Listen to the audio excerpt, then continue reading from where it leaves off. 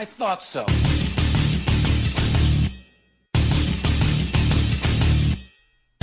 Welcome to Revelator 259, where I speak with Keith Wallen, better known for his guitar work with Breaking Benjamin. Keith and I talk about his brand new solo single titled Four Letter Words. Keith and I also talk about balancing his music between Breaking Benjamin and his touring schedule as well.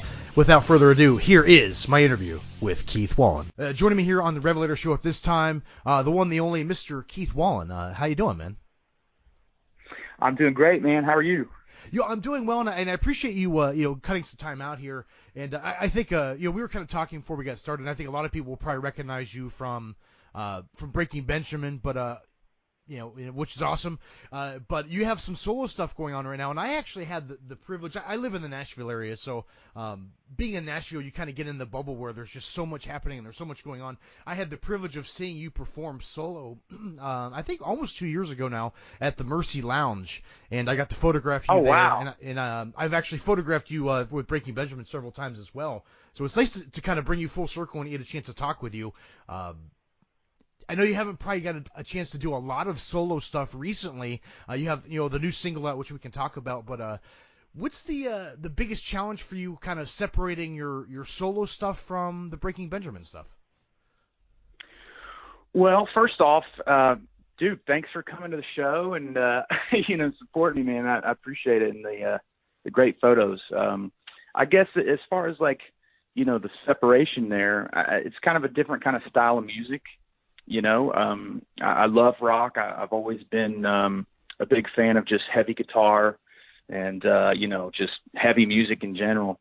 But I kind of just wanted to try something different and just kind of have fun with it. So that's probably the main difference. It's just kind of a different kind of style. I think Breaking Benjamin's kind of more, heavy rock and melodic stuff there. But with my solo stuff, at least for these first two songs, it's kind of more kind of an alt pop kind of synthy kind of thing. I'm a big fan of 80s music, and I love the synths and the big just slamming kind of reverby drums. I've always been a fan of that. So just having fun, and it's cool to kind of have the outlet to kind of write whatever you want and just kind of put it out there, and just so who knows, the next song might be a little different, might be a little more rock or whatever, but yeah, man. Well, I'll say this, having seen you perform solo at the Mercy, which was a nice surprise, because I can't remember who you were opening up for. It was one of those weird nights in Nashville where, I think 10 Years was recording in town, and, obviously Hailstorm's in town. They were recording, so everybody was just kind of hanging out at Mercy. It was just one of those really, rare, fun evenings. I actually wrote about it a couple years ago, and I thought that it was you as a songwriter blew me away. I mean, you realize that you had a great voice, and obviously your guitar work is great with Breaking Ben, but I thought as a songwriter, you blew me away, man. It really, I think, showed a light on the human condition and the experiences that we have as individuals. I think was kind of a synopsis of the review that I wrote there, and I thought the songs were compassionate and thoughtful and really had shared a different light than what people may perceive what it would sound like compared to your stuff with Breaking Ben and dating back to Adeline's Way. Yeah, it's definitely kind of a different vibe. Man, I thank you so much. I appreciate that. That's really awesome. I think the other artist that night was Adam Gontier from Danasonia. Yeah, and he's great too. That was just a fun night, and it's cool being able to play with him. I mean, he's been one of my heroes, since the beginning of 3 Days Grace. But man, it was a fun night. It was cool to see, all my buddies from different bands come out and show support, and which also makes it more nerve-wracking, I want to add, because it's like, oh man, these guys are watching everything I do. It's like, I get nervous with that stuff, but it was fun. Yeah, I was curious about that. When you're performing, obviously I think you guys have shared the road on and off throughout the years now, and obviously your peers, but also people you probably look up to musically as well. As it's kind of an unspoken nerve-wracking thing to see, to have the guys from 10 Years, and I think actually Matt from 10 Years actually sat in and played a little bass for you as well, I think, that night.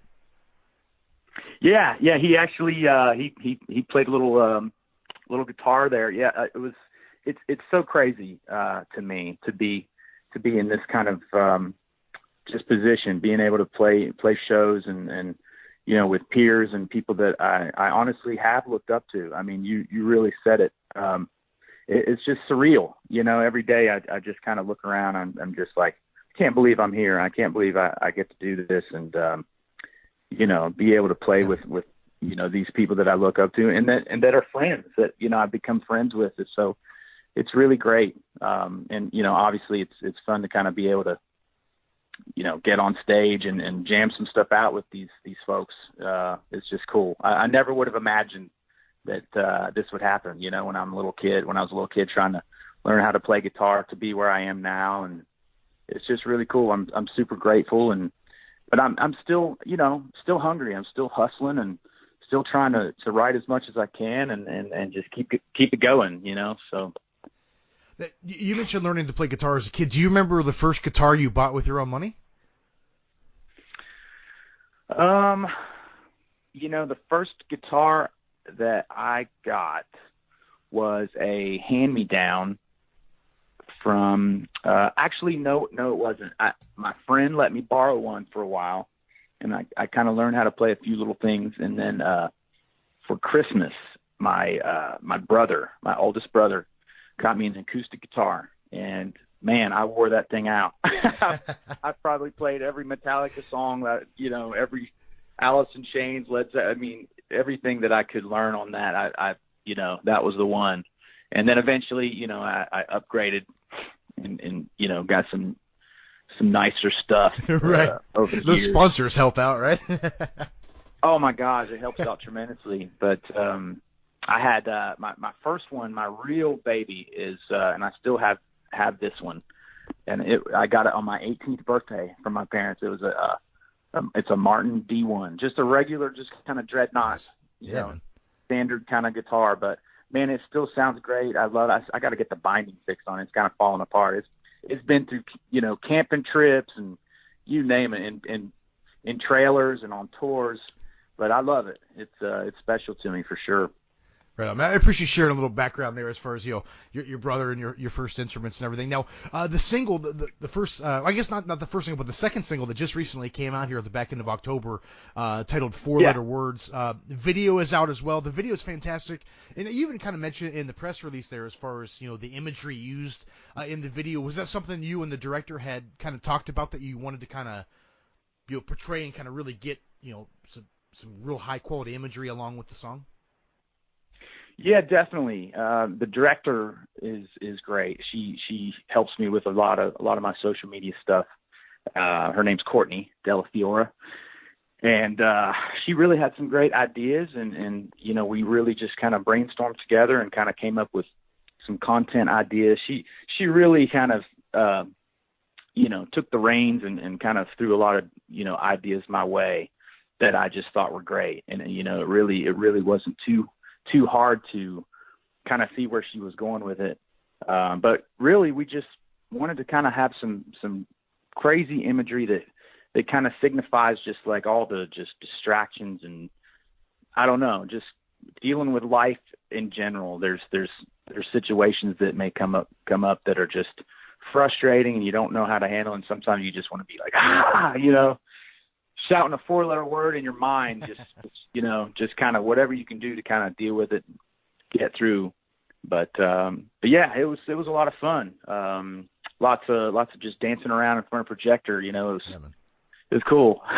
But thank you. Thanks for the kind words. No, not a problem. And I really dig the single.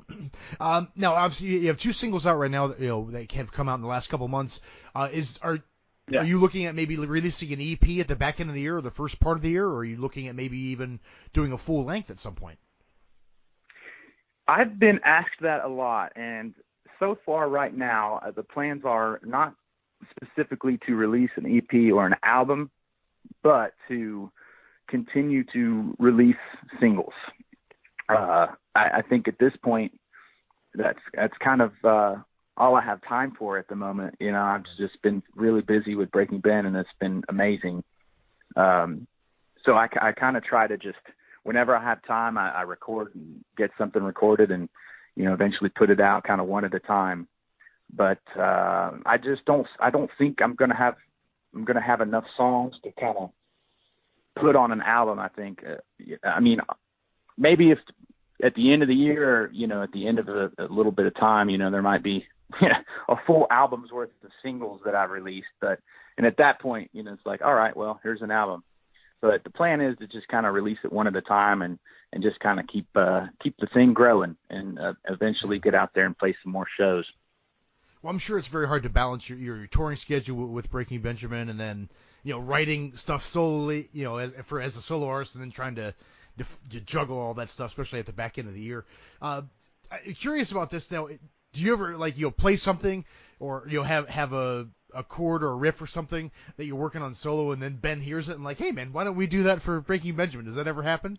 Has that conversation ever come to be? No, I don't think so. I think just the stuff is just kind of two different worlds. Right.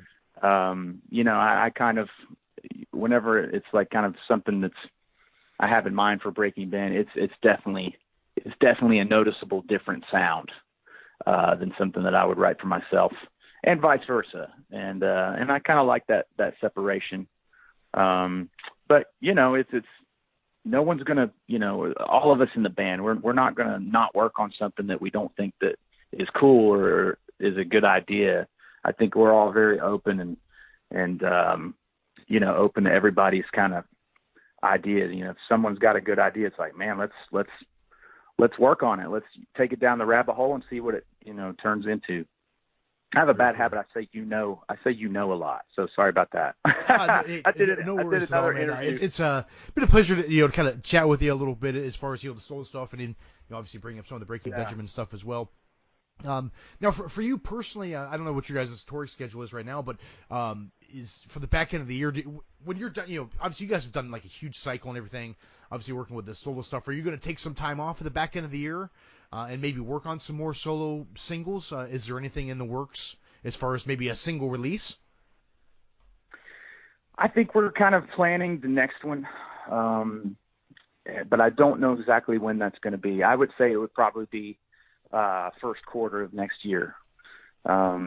With the back end of this year, it's going to be just hitting it hard on the road with Breaking Ben. So yeah, that's pretty much the plans. But we're kind of thinking about stuff, plotting and planning another video idea, some more stuff, which is always fun. But I love it. As far as like what you were talking about before, juggling the two, I really love it. It's not work to me. It's just fun. It's just, there's nothing I'd rather be doing. So I'm in the same boat. Everyone's like, oh, you still enjoying the podcast? I'm like, yeah, I've done, I don't know, like 300 podcasts or something, and guest spots and stuff. But I was like, I work at 3 different venues here in Nashville as a photographer. So it's, it's always constantly changing and juggling. Like, they're like, oh, you see the cool shows. I'm like, sometimes I'll just go see a band. I'm like, I don't really know anything about that band. They might not even be the style that I'm interested in, but just to go see something different and experience something new and be around different people with different ideas musically is a good way to go about it. And I think that your solo stuff is kind of indicative of that, where it's so different from what people would typically hear on some of the other records you've been on, and I encourage people to check it out. I think your Instagram is KJ Wallen, Wallen, and I think your Twitter is the same, and so I encourage people obviously to check out your socials as well. Thank you so much. Yes. Well, Keith, please do. Come by. Yeah, man. Is there anything you want to say in closing before I let you run here, man? I would just say thanks for having me, man, and thanks for everybody listening that's checked out the song or that's planning on checking out the song, and also Breaking Benjamin has a new album out, and we are on tour right now, so come see us and check that album out as well. It's called Ember, and look for more singles from myself, and yeah, thanks. Rock on. Awesome. Well, Keith, again, I appreciate your time, and hopefully you catch another one of those really cool, intimate solo shows in Nashville, maybe at the first end of the year, man. Come on back through town, man. Oh, I would love to, man. Thank you. All right, brother. Is Keith Wallen here on Revelator.